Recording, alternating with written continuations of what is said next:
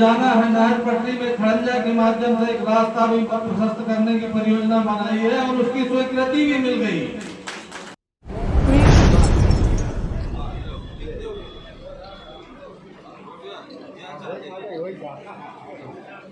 बांदा पिलानी तहसील अंतर्गत निवाइच गांव स्थित सिद्धपीठ कालेश्वर मंदिर में आयोजित सिंचाई और जल संसाधन विभाग के तत्वाधान में 10 किलोमीटर से 30 किलोमीटर तक आलोना राजबाहा के लोकार्पण समारोह में पहुंचे जल शक्ति राज्य मंत्री रामकेश निषाद ने विधिवत पूजन अर्चन कर 270.63 लाख रुपए की लागत से बनी अलोना राजबाहा के पुनरुद्धार कार्यक्रम का विधिवत लोकार्पण किया।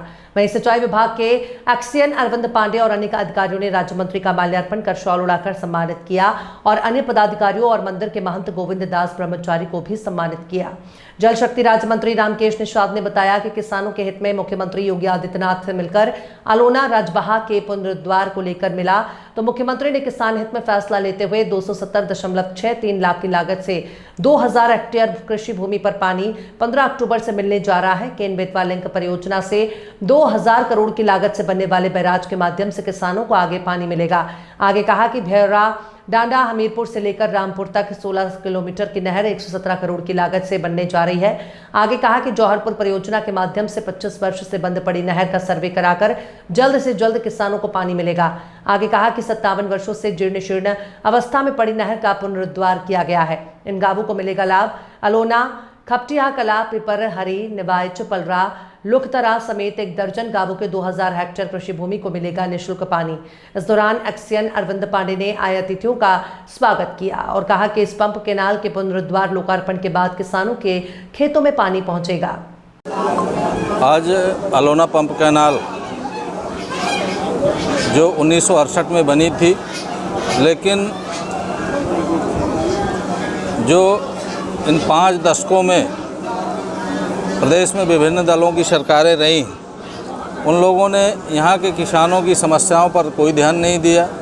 उत्तर प्रदेश सरकार के यशस्वी मुख्यमंत्री आदरणीय योगी आदित्यनाथ जी के नेतृत्व में प्रदेश की सिंचाई व्यवस्था जिस तरह से सुदृढ़ हुई और यहाँ के सिंचित क्षेत्र के एरिया को बढ़ाने का लगातार सिंचाई के माध्यम से कार्य चल रहा है। इसी तरह अलोना पंप कैनाल जो 1968 में बन करके तैयार हुई थी, लेकिन वो चल नहीं पाई थी किन्हीं कारणों से।